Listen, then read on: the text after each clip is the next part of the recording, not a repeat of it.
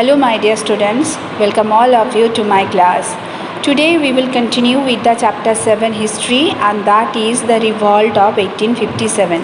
In previous class we have discussed about the key aspects of simmering anger among the Indian against the exploitative British rule, causes of the revolt of 1857. In today's video, we are going to talk about the centers of revolt and leaders and end of the revolt, causes of its failure. In previous class, we have discussed about the Mangal Pandey. He was a young soldier who was hanged on 29th March 1857 for revolting against the British Army. On May 1857, 85 soldiers in Meerut refused to use the new rifles and were sentenced to 10-year imprisonment. The next day, all Indian sepoys at Meerut mutinied, means they rebelled, and they liberated their colleagues from the prison.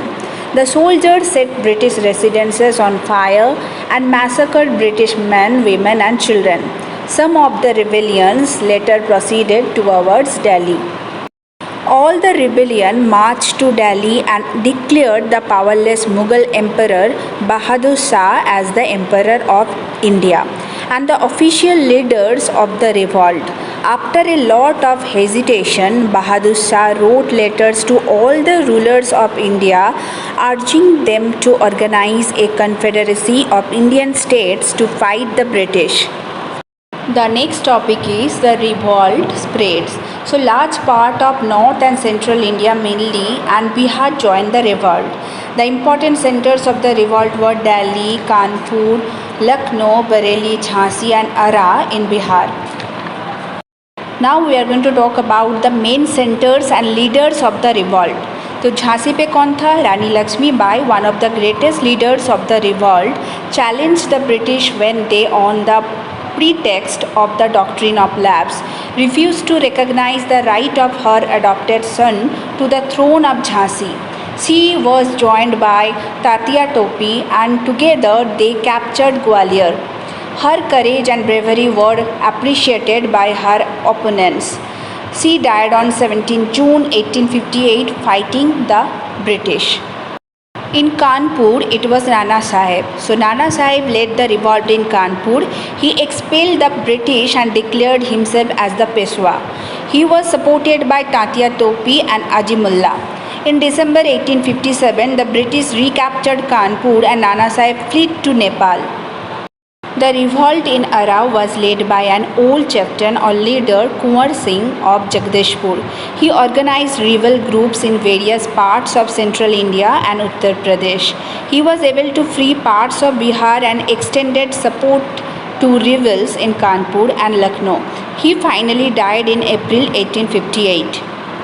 In Lucknow, the revolt was led by Hazrat Mahal, the Begum of Awadh, who had proclaimed her young son Birjis Qadr as the Nawab of Lucknow. But the question is, why did the revolt fail? So there were so many causes for the failure of the revolt. The first prominent cause is the revolt failed to spread over the whole of India and was limited only to the northern and central parts of India. The other regions remained completely unaffected by it. The rebels had no centralized planning or coordinated plans. Most of the leaders of the revolt could not match the dynamics and able leadership of the British. The leaders were motivated by their personal gains rather than love for their country. Many of them lacked foresight and determination. Many sections of Indian population were very friendly with the British, such as the ruling chief of Patiala, Sindhis, Nizam of Hyderabad, Holkars, Rajput princes, Jamidars, moneylenders and merchants. They stayed away from the revolt. The newly educated Indians also remained unsympathetic to the revolt. Many of them showed compassion and goodwill towards the British and felt that they were required for the India's progress. Till now, we are discussing the nature, causes, spread and failure of revolt of 1857. But what were the effects of the revolt? The revolt marked an end to the rule of the East India Company, and the administration was taken over by Queen Victoria in 1858. The Board of Control and Directors were replaced by the Secretary of the State.